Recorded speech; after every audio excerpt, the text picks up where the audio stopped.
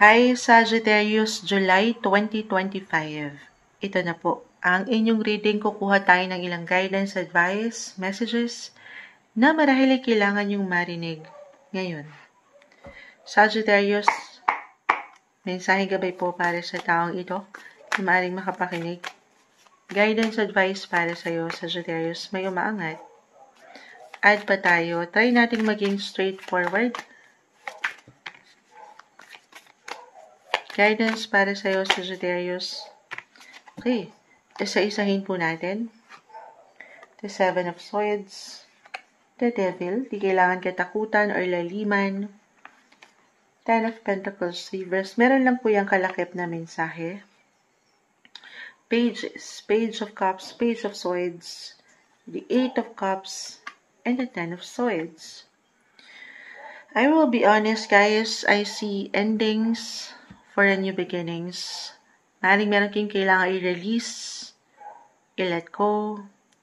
Ano yun, Moonchild? Of course, ito yung ilang negative energy or unhealthy relationships, unhealthy partnerships, 7 unhealthy connections, or yung ilang unhealthy habits. Minsan wala tayong higit na kalaban, kundi yung tayo physically, mentally, emotionally, or even financially. Hindi po isang medical advisor si Moonchild.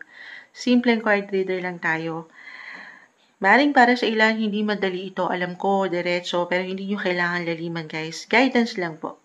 Okay?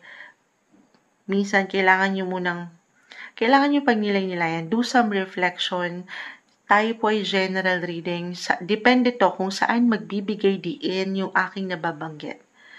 About you, yourself, or sa ilang connection na aking name-mention. Okay? Kung nahihirapan na kayo,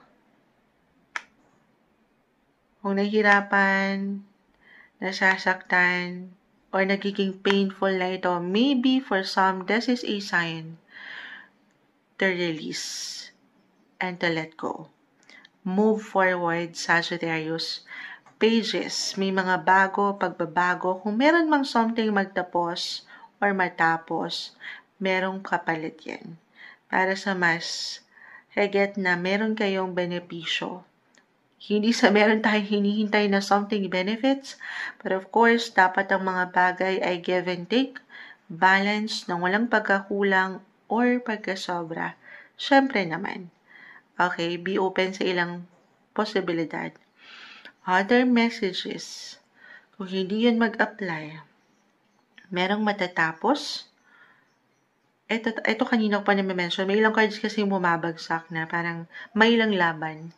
Sa mas practical, hindi po isang legal advisor si Moonchild.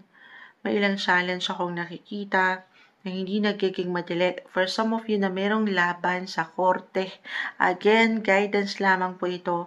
Merong ipinaglalaban, hindi man sa korte, sa relasyon man, trabaho, posisyon. Ayan, ano na to? Claim natin na merong masisettle. May settlement. May matatapos. Okay?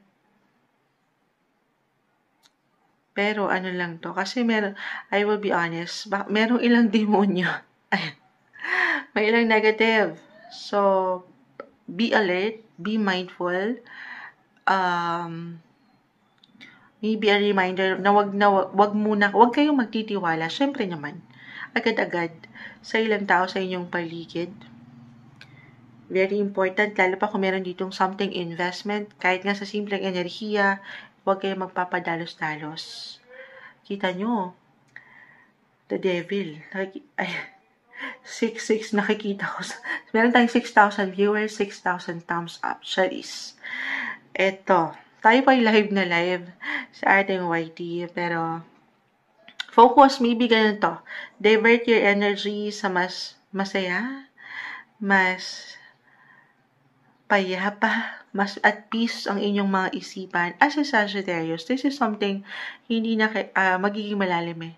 Very positive kayo. Hindi nyo pa man yan ma-realize. Ma-handle nyo to. Flexible and adaptable kayo sa situation. Okay, other messages, kung hindi yun mag-apply, Merong papasok ako nakikita. Anong papasok? Ano yung papasok mo dyan? Meron kasi magtatapos eh. Meron kayo matatapos na work, may achievements, at meron kayo hinihintay na papasok na pera. Claim natin. It's money.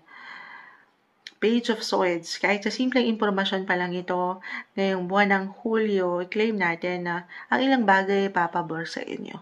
Money-wise. At dito, ito na yung benefits. Baka dito yung mag-apply.